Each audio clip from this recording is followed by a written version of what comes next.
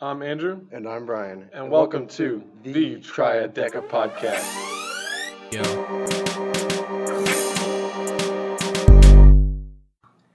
Welcome back to our Triad Deca podcast. We're here with our teacher, Mr. Martin, and we are interviewing him about the Deca Depot. So, can you just start off, Mr. Martin, with what is the Deca Depot, and what made you want to have the Deca Depot? Well, the Deca Depot started in 2016. It was part of a class project that we were working on. Had some students, Allie Dixon, Jennifer Sizemore, Tori Thomas. I know I'm forgetting a couple others in there, but we were working on a feasibility study, and one of the things, and of course you guys know this from being in class, I try to give you as much real life practical stuff to work on so that we can, it gives us our laboratory. And that's kind of how we saw the depot. It gave us the opportunity to conduct feasibility studies, see if there was something there that could work, and be in a fundraising capacity, because our clubs are like any other club or sport that's at any school, always looking to try to fundraise things. And my point is that as a business class, we're smart enough people that we should be able to go earn our money instead of just going door to door asking for money. And we can incorporate this, that type of learning within our lessons. So that's where the depot kind of spawned from that there. And now we're sitting, we're going into our fourth year with it now. So, what made you choose, a coffee shop over starting with anything else, I guess? Well, that was actually something that came from the feasibility study. As we conducted the feasibility study, we were trying to figure out, which little niche that we could find that kids wanted. Our customers, what they wanted, but something that we could still kind of pull off. And that's a direct result of a feasibility study to find that was what was the missing link there. They could get food in the morning or whatnot, but they just couldn't get a cup of coffee. And it wasn't like, where we're at geographically, our nearest competitor was either your own home brew or the market there in North Lewisburg. It wasn't like in Marysville where we had all these different types of gas stations and a Starbucks and all these different things. So that was it all spawned from the class project. So is this like our main source of funds for Deca, or? This is one of our sources of funds. We pull a couple different fundraisers throughout the year. Some of the things that we do cost a lot of money, and I really hate to go around and just ask people for money. And the other thing that you guys know too is that I don't want to sell overpriced junk.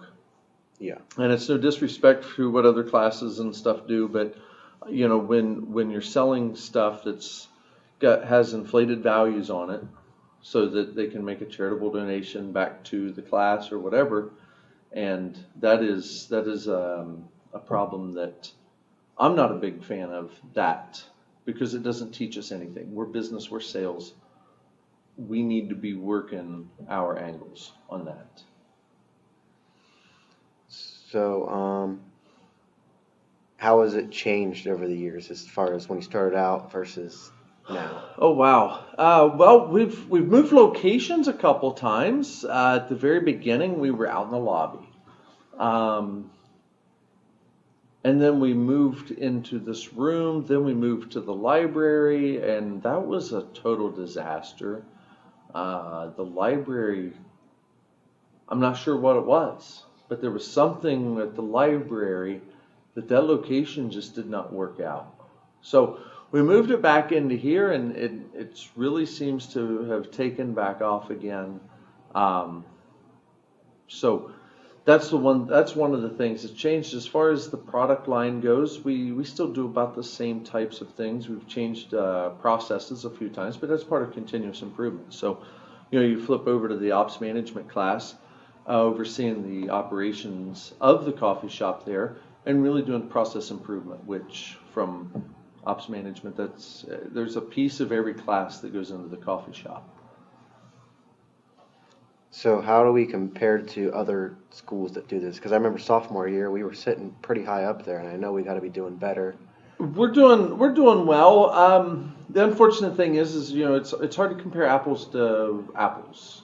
Yeah, because we're such a small school. Yeah, because we're a small school. So I was speaking to one of the advisors at ONTNG, and they have a coffee shop that they do, and they're making $500-600 a week on this thing, and if we looked at it from our side here, if we were making $500-600 a week, we'd have to sell every person in this school a cup of coffee every day to attain those numbers.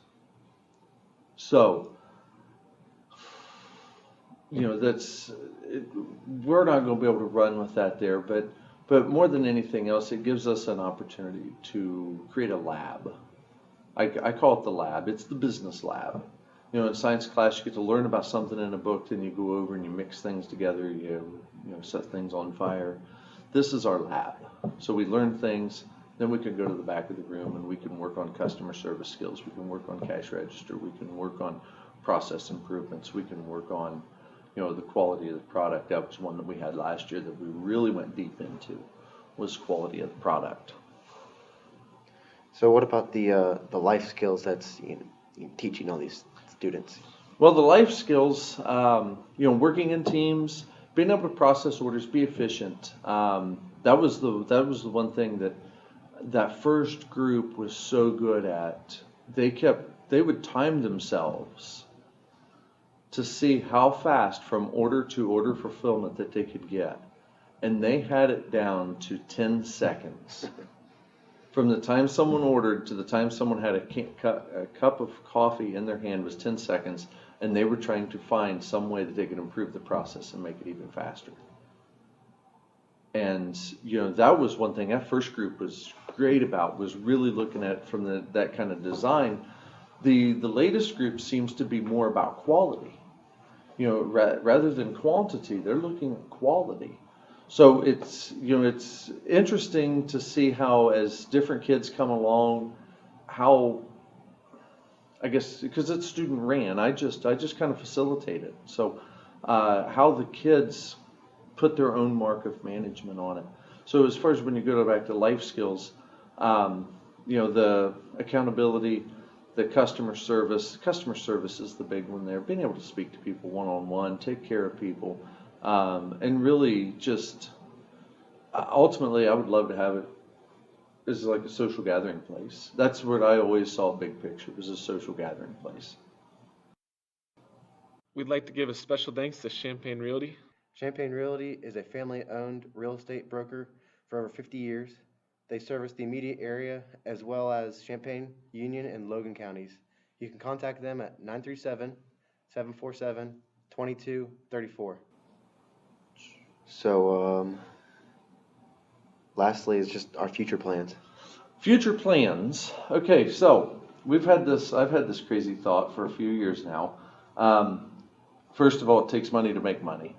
So we have to build up a little bit of money to move forward. But one of the things that I want to work on over the next year is to expand the coffee shop to not just be a coffee shop, but be a full-on spirit store, where we would sell, Triad themed hats, shirts, pants, things of that nature there.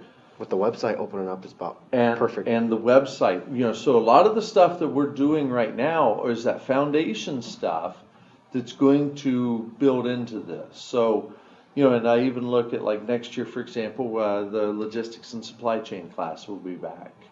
And, we can go into order fulfillment. So we can open up with the website, take online orders, and the folks from the supply chain class could actually process those orders and go through the shipping processes to understand how all of that stuff works. So that's big picture. That's big picture. The thing that we've been working on really this last year was to build up enough money to make that initial purchase. I found some screen printers that can do some small batch stuff, but with small batch stuff, you have a higher price. And of course, for us to have any kind of markup on it, we got to try to buy it as cheap as we possibly can as well. So that's where we're working at there. It'd be nice to have that first order be in that 100, 150 range as far as the volume of shirts. And another thing that I've been trying to work on was a retro throwback line, because the Triad Cardinal has evolved through the years. And I just thought it would be kind of interesting and cool to kind of do a heritage type of thing that we could, pay tribute back to that, that 1950s Triad and the 1960s, 70s, 80s, do different kind of themes with it there. And, and obviously, even with having the opportunity to sell to the community, that it would give us more opportunity to sell. Okay. Well, that's all we have. Thanks for listening. We'll be back next week, and we'll have our sports podcast later this week.